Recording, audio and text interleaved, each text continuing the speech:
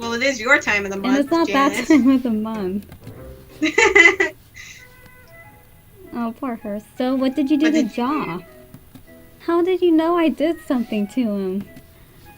It's written all over Your your face. overreaction? Spill it. I said something rude to Lord Godwin. What did you say? It's a really embarrassing story. It is for both of us. We were embarrassed for you, Anna. Okay, I'm going back inside. Wait, I'll tell you. But promise me you won't laugh. Yeah, whatever, I promise. That wasn't very reassuring. Okay, here it goes. Oh, good, I'm glad we don't have to reread all of that. Anna tells me what happened when she met Joff. You're an idiot, aren't you? So Ouch, brutal, that's harsh from a Janis. Is child. that the kind of thing you say after hearing a maiden's plight?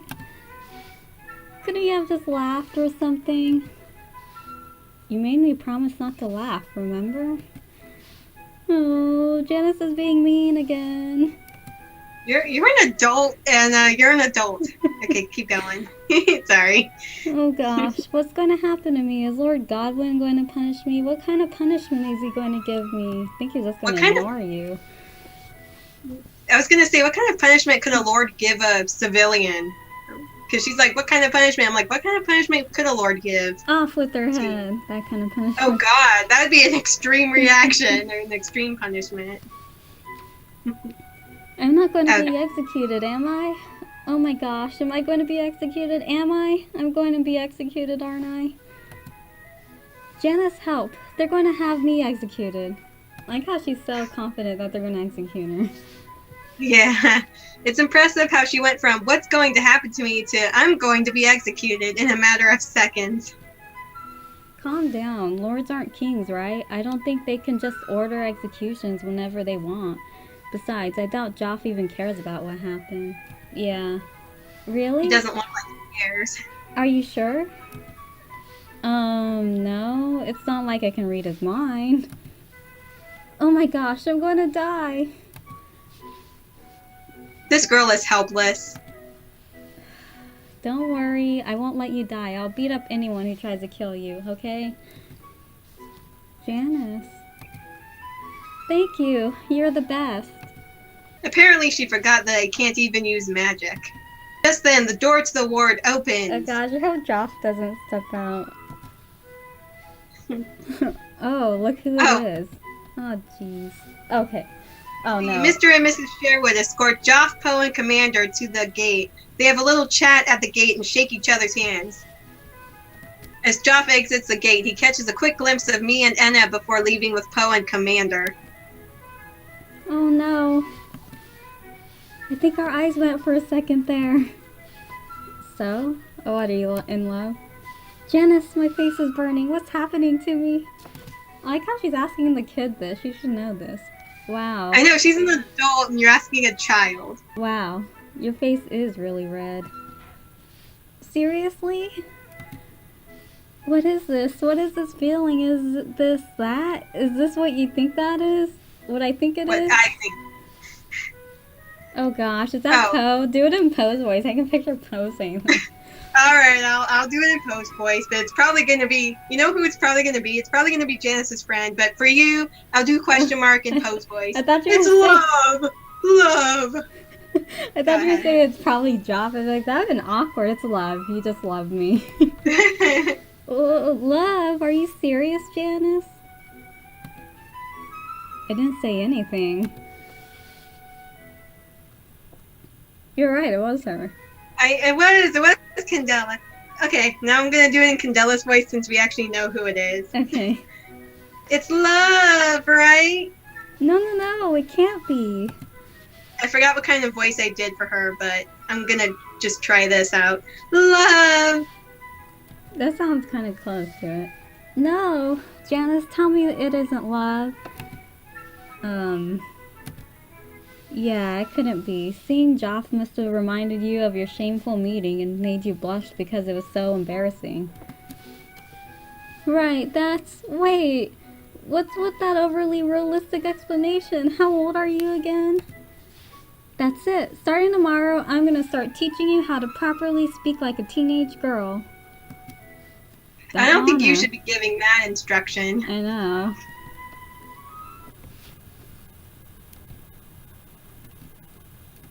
Is it the next day?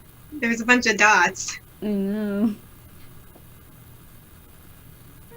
You suspected us, Woolf stated after they turned the corner and Eclipse's gate was out of sight.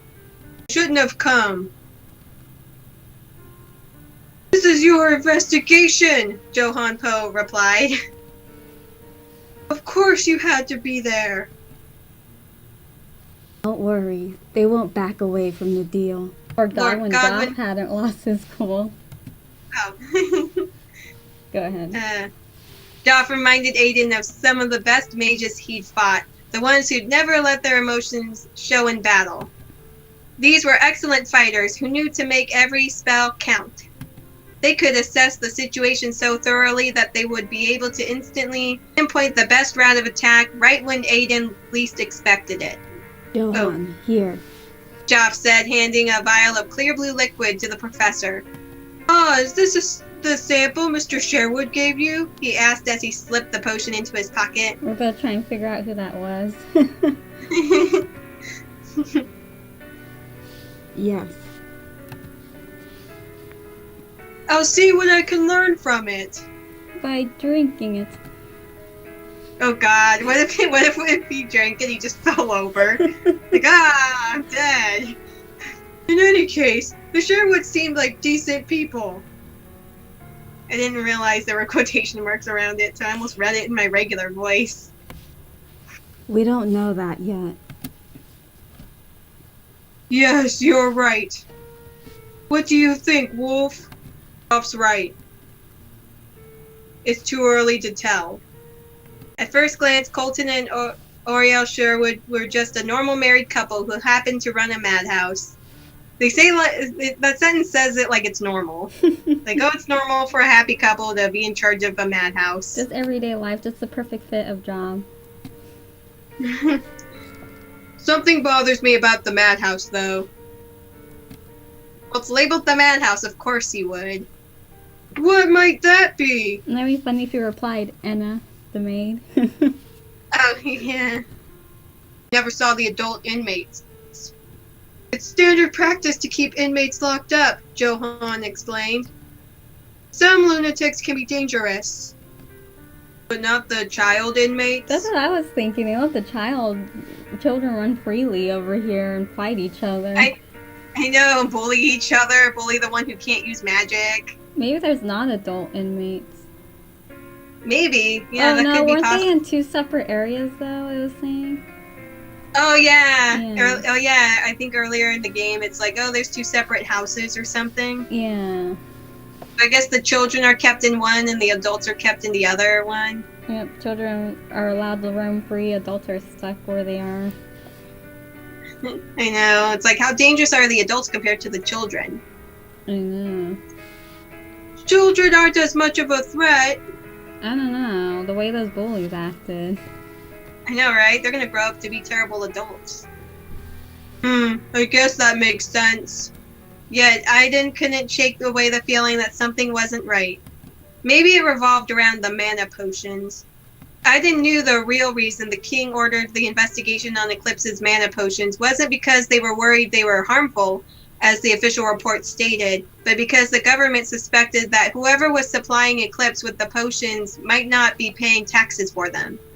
And of course, the possibility of someone not paying taxes just didn't sit well with the government. Most madhouses didn't give their inmates potions for two reasons. First was that lunatics are often considered dangerous individuals. Well, yeah, first, let's do the obvious reason. Let's see. The second, and definitely most important, why didn't they should have phrased the first one the most important. Okay, and definitely most important was that mana potions were prohibitively expensive.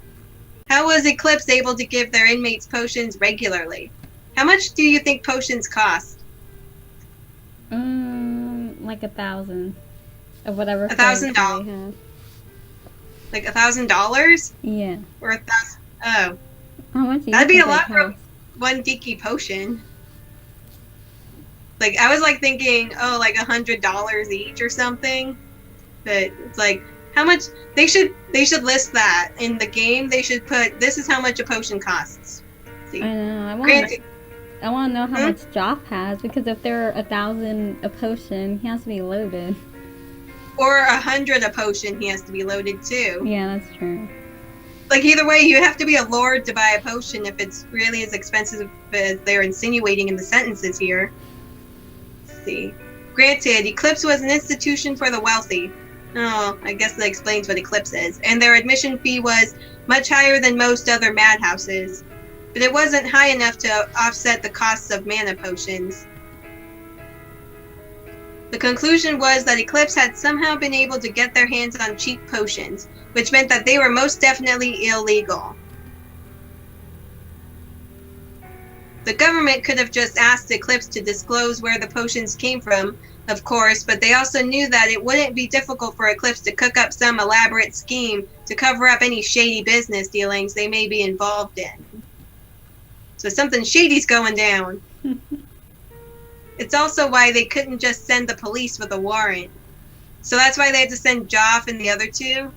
It's like, oh, let's not get the police involved. Let's get the Lord involved and see what he suspects. Yep. I mean, wouldn't you think if there's illegal activity, you'd send in the cops first? I think so. Maybe they want to be secretive about it. Even though it still made him suspicious because that guy was there. Woolf? Yeah. Oh, yeah.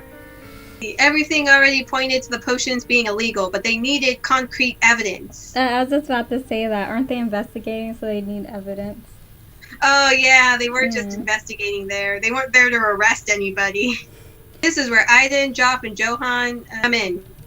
As the founder of a new magic machine manufacturer, Joff would approach Eclipse by pretending to be a buyer in the market for cheap mana potions.